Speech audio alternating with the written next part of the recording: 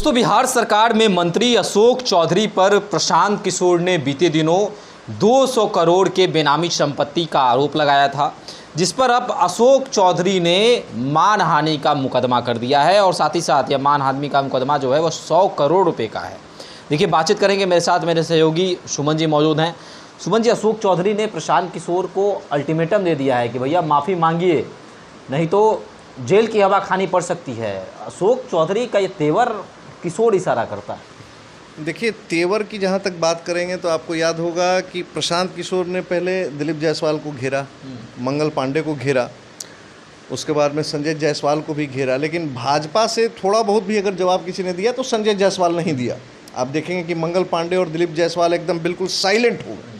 कहीं ना कहीं प्रशांत किशोर का डर, उनकी योग्यता के बारे में लोगों को लगता है कि भाई इतना काबिल आदमी है कि कहाँ कहाँ से पेपर खोज के निकालेगा, कहना मुश्किल है।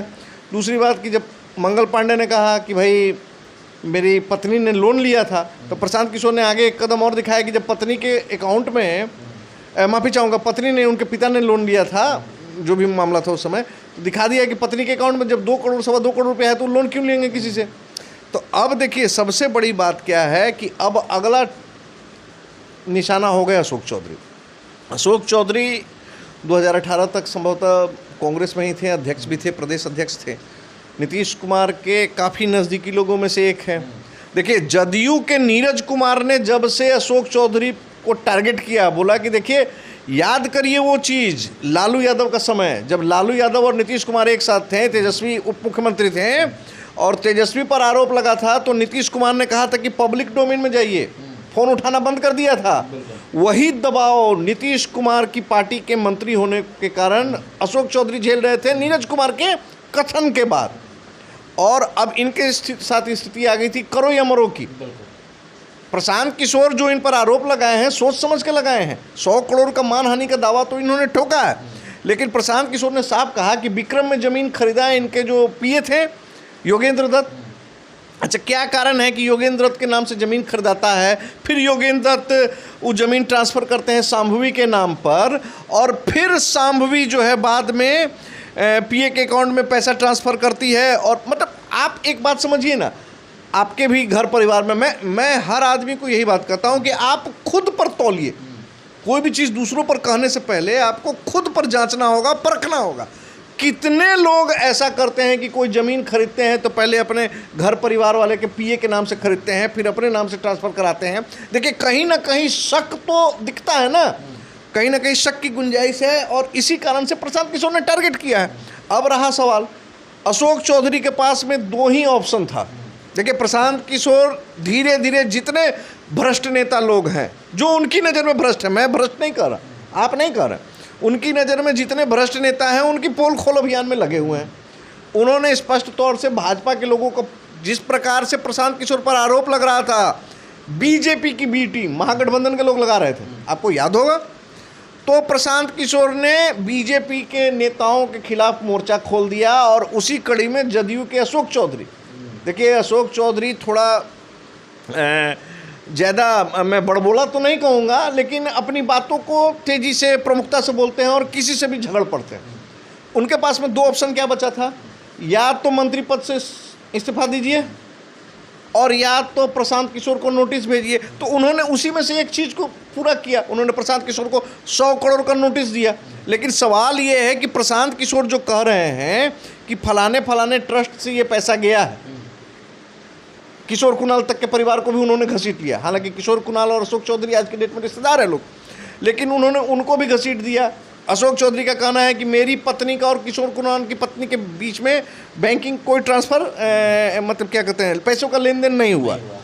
लेकिन सवाल है कि प्रशांत किशोर ने जितने कागजात दिखाए हैं, अशोक चौधरी ये जो विक्रम में ज़मीन खरीदी गई इस पर क्या बोलेंगे। उसके बाद में उनका कहना है कि उनकी बेटी का एंगेजमेंट हुआ और उसके बाद के दरमियान में तकरीबन 2 साल में, अच्छा, प्रशांत किशोर ने तो शांभवी चौधरी पर टिकट खरीदने का भी आरोप लगाया। उन्होंने कहा ना कि भाई युवा में मिला, मतलब तो अशोक चौधरी बोले भी कि एक तरफ हम पर आरोप लगाते हैं कि हमने टिकट खरीदा, लेकिन चिराग के बारे में प्रशांत नहीं कहते हैं कि उन्होंने टिकट बेचा। बात तो दोनों की होनी चाहिए। देखिए, अशोक चौधरी भी इस मुद्दे पर सही है कि आप अगर कह रहे हैं कि अशोक चौधरी ने अपनी बेटी के लिए टिकट खरीदा, चलिए एक क्षण के लिए मान लिया कि आप ही की बात सही है, लेकिन इसको भी तो कहिए कि चिराग के लिए चिराग ने टिकट बेचा, लेकिन इस बात को तो नहीं कहते हैं। तो सवाल है कि देखिए, जब तक बिहार विधानसभा का चुनाव नहीं होगा, इसी तरीके से नई नई चीज़ें सामने आती रहेंगी और इसी तरीके से जनता को, देखिए मुख्य मुद्दा क्या है कि लालू यादव के भ्रष्टाचार पर सभी लोग बात करते हैं।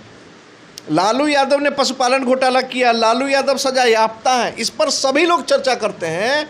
लेकिन बिहार सरकार के कार्यकाल में जो घोटाले हुए हैं, जो भ्रष्टाचार हुआ है, उन लोगों की चर्चा कब होगी? आपको याद है ना, कुछ दिन पहले एक इंजीनियर साहब पकड़ाए थे, हाँ, रात भर नोट जलाया था, उनकी पत्नी ने पूरा नोट जलाया। कहा कहा गया था कि जदयू के एक नेता के साथ उनका सांठगांठ है। अब वो कौन नेता है पता करिए, समझिए। रात भर वो आदमी नोट जलाया, पुलिस उसको पकड़ नहीं पाया, सवेरे उसको पकड़ा गया है। तो सवाल है कि कितना करोड़ लेकर आया था और रात भर पैसा ही जलाते रहा, तो एक आम आदमी उतना पैसा नहीं देखा होगा जितना वो इंजीनियर साहब जला दिए। तो समझना होगा, बिहार में अब चुनाव का जो मुद्दा है, प्रशांत किशोर ने बहुत सही मुद्दा पकड़ा है। भ्रष्टाचार की बात होगी तो भ्रष्टाचार की बात होगी तो केवल लालू यादव और आरजेडी के शासन के भ्रष्टाचार की बात नहीं होगी, भाजपा और जदयू के सरकार में भी जो भ्रष्टाचार होगा उसकी भी बात होगी, और जो भी उसके लिए गुनहगार होंगे उनको तो सज़ा भुगतना पड़ेगा। हालांकि इस मुद्दे को और उस मुद्दे को मैं नहीं जोड़ रहा हूँ। मेरा स्पष्ट तौर से कहना है कि जिस प्रकार से अशोक चौधरी के पास में जो ये मामला आया, उसके बाद उनके पास में या तो इस्तीफा दो या मानहानि का नोटिस भेजो, इसके अलावा कोई तीसरा ऑप्शन नहीं था। इस्तीफा देना मंजूर नहीं था, उन्होंने नोटिस भेजा। अब इस नोटिस का जवाब प्रशांत किशोर देंगे। प्रशांत किशोर इस पर घबराएंगे या फिर शुरू से तो कह रहे हैं कि मुझे जेल में डाल दो अगर मैं गलत हूं तो? प्रशांत किशोर तो ये बात भी कह ही रहे हैं, तो प्रशांत किशोर क्या घबराएंगे, माफ़ी मांगे? आपको लग रहा है? शुभम जी युवा हैं, ऊर्जावान हैं आप। प्रशांत किशोर के कई कार्यक्रमों में आप जाते हैं, आपने देखा होगा प्रशांत किशोर लगातार कह रहे हैं कुछ बातों को कि जब इन लोगों को टारगेट कर रहे हैं तो उनको नहीं समझ में आ रहा है कि लोग हमको टारगेट करेगा। देखिए, प्रशांत किशोर जमकर बैठे हुए हैं, उनको मालूम है कि मैं इन लोगों के कागजात की बात करूंगा। आप कैसे साबित करिएगा जी? यहाँ लोग व्यापार करता है तो उतना पैसा नहीं कमाता है। इन नेताओं के पास में कौन सा अलग ज्ञान है कि ये लोग दिन भर राजनीति करते हैं, इसके बावजूद इन लोगों की धन संपत्ति करोड़ों नहीं सैकड़ों करोड़ में चली जाती है। और एक आम आदमी आज भी जीएसटी के दाम में कितना परसेंटेज का कटौती हुआ, तब मक्खन का दाम 2 रुपया घटा, उसी पर चर्चा कर रहा है। दूध पर 1 रुपया घटा, पनीर पर 5 रुपया घटा, इस पर चर्चा हो रही है। ये जो इतना बड़ा भ्रष्टाचार बिहार में हो रहा है, जो लूट खसोट हो रहा है, उस पर भी चर्चा होनी चाहिए। और चर्चा की एक शुरुआत हो गई है। बिहार विधानसभा चुनाव तक ये परंपरा चलते रहेगी। और जो लोग इसमें शामिल हैं भ्रष्टाचार में, मैं फिर से कह रहा हूँ, प्रशांत किशोर ने आरोप लगाया अशोक चौधरी पर, तो वो सत्य है कि नहीं, ये माननीय न्यायालय का काम है। लेकिन पब्लिक डोमेन में जाने की इनकी मजबूरी थी और अशोक चौधरी ने वही काम किया। चलिए, तो अशोक चौधरी ने मानहानि का मुकदमा कर दिया है 100 करोड़ का। प्रशांत किशोर इस पर क्या बोलते हैं, देखने वाली बात होगी। आपके अनुसार क्या है, अशोक चौधरी पर जो आरोप लगे हैं वो क्या सही है, गलत है? आप भी हमारे साथ कमेंट सेक्शन में अपनी राय रख सकते हैं। धन्यवाद।